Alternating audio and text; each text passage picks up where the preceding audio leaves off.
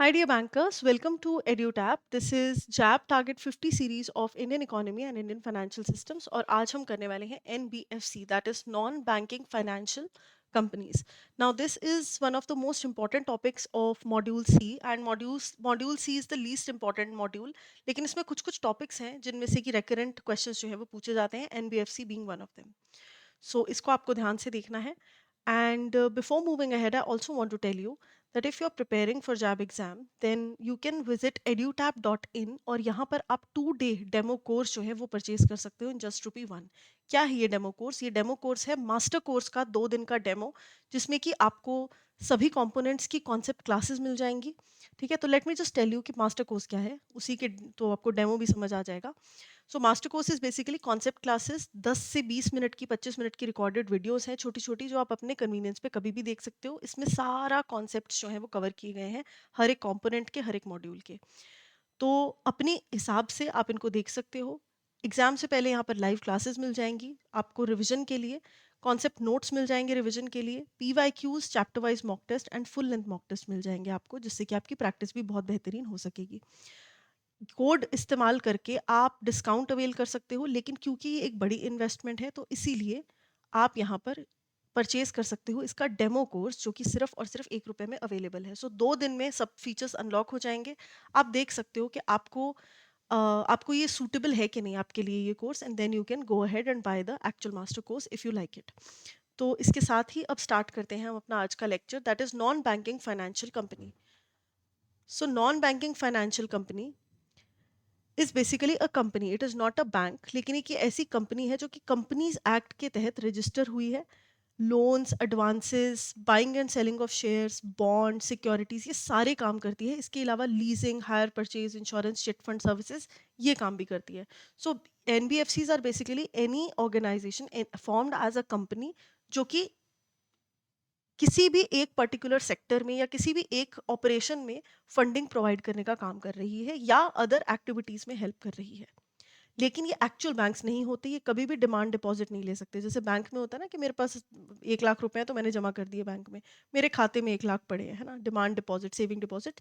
NBFCs can not do that. ये checks issue नहीं कर सकती, पेमेंट सिस्टम का पार्ट ये बिल्कुल भी नहीं होती, and they are not banks, hence they can not borrow from RBI. Do not include companies होन. इसके अलावा NBFCs में वो कंपनीज बिल्कुल नहीं आती जो कि मेन बिजनेस जिनका एग्रीकल्चर है, इंडस्ट्रियल एक्टिविटी है या रियल एस्टेट है. यानी कि इमूवेबल लैंड, बिल्डिंग, प्रॉपर्टी, अगर इमूवेबल प्रॉपर्टी कोई भी आप खरीद या बेच रहे हो, then you can not be an NBFC. Legal definition RBI act के तहत दी गई है, 1997 में अमेंडमेंट आई जिसने बताया कि NBFC is any financial institution which is a company, a non banking company whose main business is taking deposits or lending money, any other non-banking institution as the RBI specifies. ठीक है, तो demand deposits कभी नहीं ले सकती, लेकिन deposits जो है ना, वो उनमें डील कर सकती है. ठीक है, बट डिमांड डिपॉजिट्स नहीं. ये नहीं कि आपने जब आपका मन किया आपने पैसे विड्रॉ कर लिए. It's not like that. It has a specific limit जिसके लिए कि NBFCs के पास वो पैसा रहेगा. To start an NBFC 2 conditions fulfil होनी चाहिए. पहला तो सर्टिफिकेट ऑफ रजिस्ट्रेशन होना चाहिए RBI से. पहले आप कंपनी की तरह फॉर्म हो गया, आपके पास सर्टिफिकेट ऑफ रजिस्ट्रेशन आएगा अंडर द कंपनीज एक्ट. ठीक है जी, कंपनीज एक्ट के तहत आपको सर्टिफिकेट ऑफ रजिस्ट्रेशन मिलेगा. उसके बाद आपको COR चाहिए RBI से as an NBFC, and then you must have a minimum 10 crore limit. ठीक है, किस चीज़ की? नेट ओन फंड्स की. जो आपके पास नेट ओन फंड्स हैं वो 10 करोड़ होने चाहिए. पहले ये 2 करोड़ थे, लेकिन जो अमेंडमेंट आई उसके बाद 2 करोड़ हो गया. सो रोल क्या है NBFCs का? देखो, rural and semi urban areas में ये काम करते हैं. इजी कस्टमाइज्ड फाइनेंशियल प्रोडक्ट्स बनाते हैं. अब जब बैंक के पास जाओगे तो स्टैंडर्डाइज्ड लोन्स हैं, स्टैंडर्डाइज्ड एसेट्स हैं, स्टैंडर्डाइज्ड सर्विसेज हैं. यहाँ पर कस्टमाइज्ड फाइनेंशियल प्रोडक्ट्स मिल सकते हैं आपको. कंपटीशन देते हैं ये बैंक्स को, सर्विस को इम्प्रूव करते हैं. जहाँ पर बैंक्स नहीं पहुँच पा रहे, अनबैंक्ड एरियाज, अनबैंक्ड पीपल, है ना, उन सब तक, जो भी रिमोट बैठे हैं जहाँ पर बैंकिंग की सर्विसेज नहीं है, वहाँ तक NBFC जा सकती हैं और फाइनेंशियल इंक्लूजन को और ज़्यादा सपोर्ट कर सकती हैं. तो 3 तरीके की हमारे पास NBFCs आ जाती हैं: liability based, activity based and size based. Liability based क्या है? लाइबिलिटी बेस्ड है कि भाई डिमांड डिपॉजिट्स ले रहे हो, मतलब सॉरी, डिपॉजिट्स ले रहे हो या नहीं. डिमांड डिपॉजिट्स तो कोई सी भी NBFC नहीं ले सकती. ठीक है, लेकिन लंबे टाइम के लिए डिपॉजिट्स अगर एक्सेप्ट कर रही हैं कैटेगरी ए में उन्हें माना जाएगा, कहा जाएगा, और उसमें एनबीएफसी डी इस तरीके से लिखा जाएगा, these accept public deposits. ND मतलब they do not accept public deposits. So on the basis of liability या तो पब्लिक डिपॉजिट्स एक्सेप्ट करने वाली एनबीएफसीज हो सकती हैं या तो ना करने वाली एनबीएफसीज हो सकती हैं। अगर कोई भी एनबीएफसी डिपॉजिट्स ले रही है यानी कि पब्लिक का पैसा अपने पास रख रही है और उसे फंडिंग के तौर पर इस्तेमाल कर रही है, तो उनको मिनिमम कैपिटल भी मेंटेन करना पड़ेगा, लिक्विड एसेट्स भी मेंटेन करने पड़ेंगे, और उनको रिपोर्टिंग रूल्स आरबीआई जो भी बोल रहे हैं वो सारे फॉलो करने पड़ेंगे। यहाँ पर ऑपरेट करना थोड़ा सा ज़्यादा स्ट्रिक्ट होता है, because obviously when you're taking public's money, then the scrutiny, the supervision of RBI increases in that case. Then you have activity based classification. ठीक है, activity based classification क्या है? एसेट फाइनेंस मतलब कौन सी एक्टिविटी कर रहे हो, किस तरीके के काम आप कर रहे हो। So NBFCs are group by the kind of financial activities they offer. इसमें आपके पास एसेट फाइनेंस कंपनीज आ जाती हैं, लोन कंपनीज आ जाती हैं, इन्वेस्टमेंट कंपनी, इंफ्रास्ट्रक्चर। क्या मतलब है इनका, ये जो अलग अलग यहाँ पे नाम दिए हुए हैं, सिंपल, कोई ऐसी एनबीएफसी जिसका कोर ऑपरेशन है कि भाई हम तो सिर्फ और सिर्फ दूसरे जो इंडस्ट्रीज हैं उनको एसेट्स खरीदने में मदद करेंगे, या हम लोगों को एसेट्स खरीदने में मदद करेंगे, तो एसेट फाइनेंस एनबीएफसी बन गई। लोन देने में मदद करेंगे तो वो लोन कंपनीज, लोन एनबीएफसीज हो गई। इन्वेस्टमेंट्स करने में मदद करेंगे, इन्वेस्टमेंट कंपनीज बन गई। इंफ्रास्ट्रक्चर को फाइनेंस करेंगे, इंफ्रास्ट्रक्चर फाइनेंस बन गई। समझ रहे हो, तो ये अलग अलग टाइप्स की फैक्टरिंग, नॉन ऑपरेटिंग। अब अगर आपने डी मॉड्यूल नहीं करा तो आपको फैक्टरिंग का मतलब नहीं पता होगा, but once you will do all of it, है ना, एक बार तब आप सी मॉड्यूल हमेशा मैं कहती हूँ कि लास्ट में पढ़ो, है ना। Once you are done with D module, then A and B, and then last में सी। ठीक है, ये आपका सीक्वेंस ऑफ स्टडी होना चाहिए, बिकॉज सी मॉड्यूल में इतने ज़्यादा मेंशन है मॉड्यूल डी के कि आधा तो मतलब वैसे ही कवर हो जाता है। अगर आपने डी मॉड्यूल किया हो तो आधा सी मॉड्यूल वैसे ही कवर है। सो एनबीएफसी जो है ये फैक्टरिंग सर्विस प्रोवाइड कर रहा है, यानी कि बिजनेसेस को लिक्विडिटी मेंटेन करने में मदद कर रहा है। अभी के लिए उतना समझ लो आप, है ना। मॉर्टगेज गारंटी कंपनीज, मॉर्टगेज में मदद कर रहा है। Account aggregator, peer to peer lending platforms, यहाँ पर नेट ओन्ड फंड्स जो है उनकी लिमिट भी बताई गई है, 2 करोड़ 2 करोड़ होनी चाहिए। तो अलग अलग काम जो भी कर रहे हैं उसके बेसिस पर एनबीएफसी डिफाइन हो सकती हैं। साइज बेस्ड क्लासिफिकेशन क्या है? This is based on total assets of NBFC. NBFC के पास टोटल एसेट्स अगर 500 करोड़ से ज़्यादा है तो उसे हम कहेंगे सिस्टमैटिकली इंपॉर्टेंट एनबीएफसी, यानी कि ये वाली एनबीएफसी इंपॉर्टेंट है, लेकिन ये नॉन डिपॉजिट टेकिंग है। ये पब्लिक का डिपॉजिट, पब्लिक का पैसा नहीं लेती, ठीक है, लेकिन ये क्योंकि इनके 500 करोड़ से ज़्यादा के फंड्स हैं इनके पास, तो ये सिस्टमैटिकली इंपॉर्टेंट एनबीएफसीज कहलाई जाती हैं, एंड इनका कैपिटल एडिक्वेट होना चाहिए। रिस्क एक्सपोजर लिमिट्स हमेशा देख के चलनी चाहिए, और रेगुलर रिपोर्टिंग इनको आरबीआई को जिस भी फॉर्म में वो मांग रही है वो करनी पड़ेगी। रेगुलेटरी ओवरसाइट की अगर बात करें कि कौन देखता है इनके ऊपर सब सही चल रहा है कि नहीं, तो आरबीआई 1997 की जो अमेंडमेंट आई उसके बाद आरबीआई के पास बहुत ज़्यादा पावर्स आ गई टू रेगुलेट द एनबीएफसीज। ठीक है, तो की रूल्स क्या इंट्रोड्यूस हुए कि एक तो भाई नेट ओन फंड्स मेंटेन करने पड़ेंगे। देखा ना, एग्रीगेटर के केस में 2 करोड़ है, बाकी के केस में 2 करोड़ है, लेकिन ओवरऑल जो नेट ओन फंड्स हैं वो 10 CR कर दिए गए हैं। डिपॉजिट टेकिंग एनबीएफसीज जो है उनको एक पोर्शन रखना है हमेशा अप्रूव्ड सिक्योरिटीज में। जैसे कि बैंक्स जो कि पब्लिक का पैसा रखते हैं वो तिजोरी मेंटेन करते हैं एसएलआर के नाम पे, वो कैश रिजर्व रेशो के नाम पे पैसा जो है आरबीआई के पास भिजवाते हैं। ये सब क्यों है? ये this is to maintain the capital adequacy, to maintain liquidity.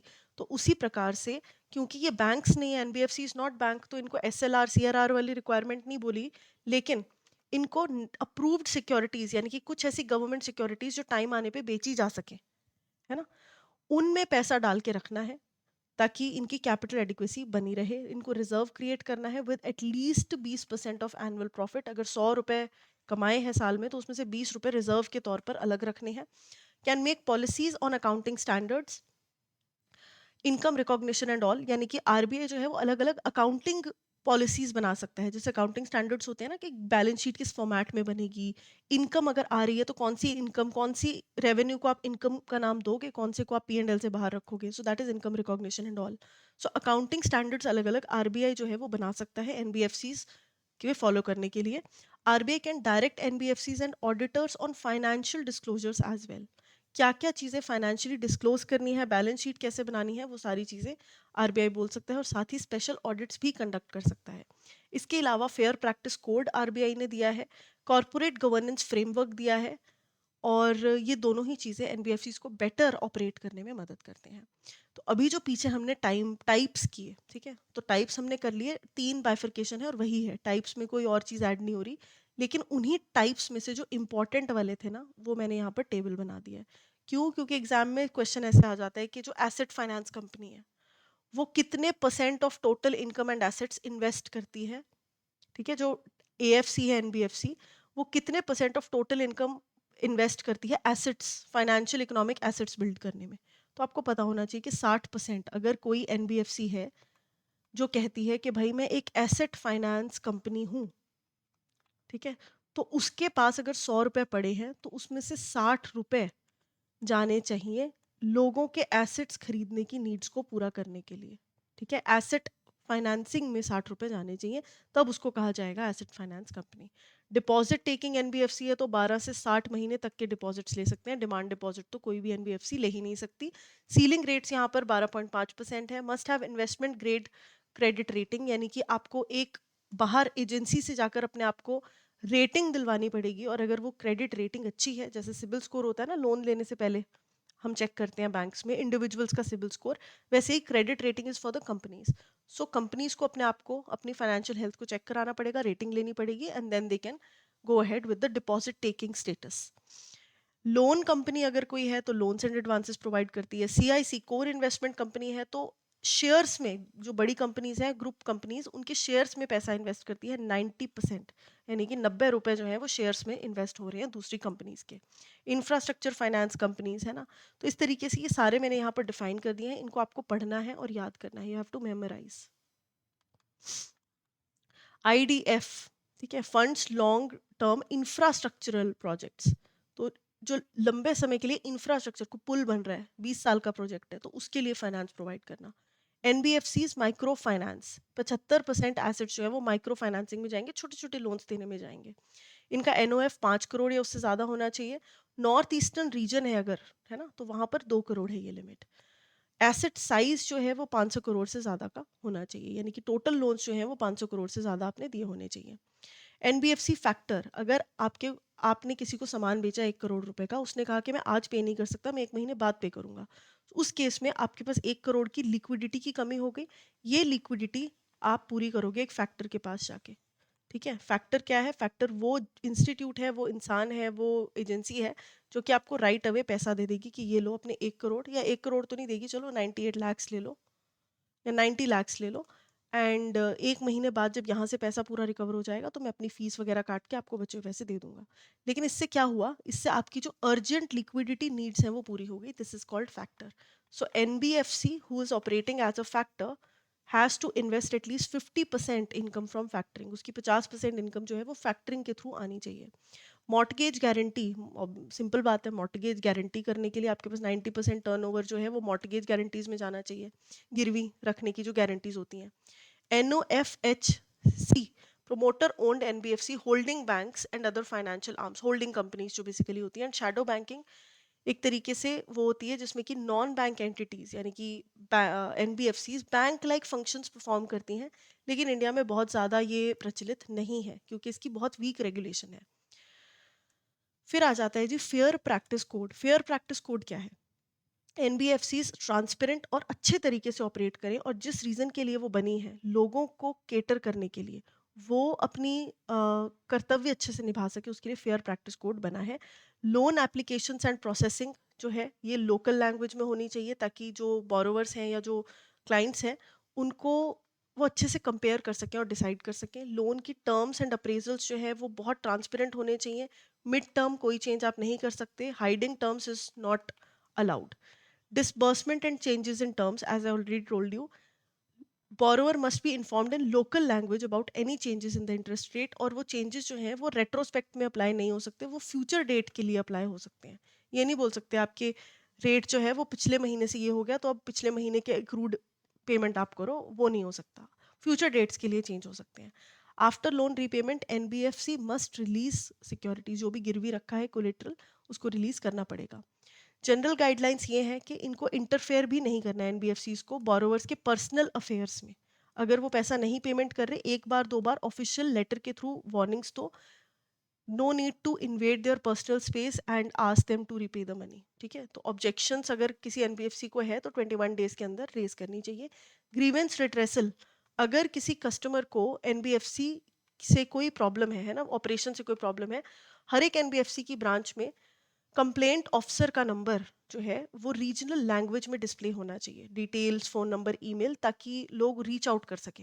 Language of the code, ये सारे के सारे जो सुविधाएं हैं, इनकी एक लिस्ट बन के ऑफिस में टंगनी चाहिए in the language, in the regional language. अगर पंजाब में है तो पंजाबी, साउथ इंडिया में है तो दैट लैंग्वेज, है ना। तो मतलब समझ रहे हो, हर एक लोकल लैंग्वेज में क्या कहते हैं, ये जो कोड ऑफ कंडक्ट है ये पूरा का पूरा लिखा होना चाहिए, सो दैट कस्टमर्स नो कि उनके राइट्स क्या हैं।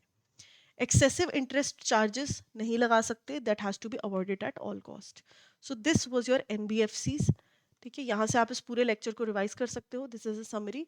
फटाफट से क्वेश्चन प्रैक्टिस कर लेते हैं। Which among the following activities are allowed to be carried out by a non banking financial company in India? तो agriculture, lease hire purchase, acquisition of shares, तो इसमें बी जो है that is the correct option, because lease and hire purchase and acquiring of shares is allowed, agriculture is not allowed. Asset finance company जो है कितने percent total assets डालती है asset financing में? 60%, ये हमने काफी अच्छे से कर लिया है। Which of the following is not allowed for NBFCs? Providing loans and advances, investing in shares, accepting demand deposits, तो या this is not allowed at all. ठीक है जी, so C would be the correct answer. Now that we have covered the lecture very nicely, let me tell you कि आप edutap.in पर आकर सिर्फ मास्टर कोर्स ही नहीं बाकी के कोर्सेज भी चेकआउट कर सकते हो। इसमें आपको टेस्ट सीरीज मिल जाएगी जिसके थ्रू आप प्रैक्टिस कर सकते हो, एंड आपको लाइव क्रैश कोर्स मिल जाएगा अगर आपको लाइव क्लासेस के थ्रू सब कुछ कवर करना है। So 60 live classes we will have, 2 hours per class, और हर एक कॉम्पोनेंट को 15 क्लासेस जो है वो डिनोट करेंगे। क्लासेस की टाइमिंग बहुत सूटेबल है, early morning and let evening, and इसके अलावा सारे फीचर्स यहाँ पर अवेलेबल है। किसी भी कोर्स की डिटेल्स आपको जाननी है तो ब्रोशर डाउनलोड करो, उसमें ए टू जेड सब कुछ आपको मिल जाएगा। ठीक है जी, और आप इस कूपन कोड का भी इस्तेमाल कर सकते हो to avail the discount. So if you have any more queries you can reach out to us on the given information. Thank you so much.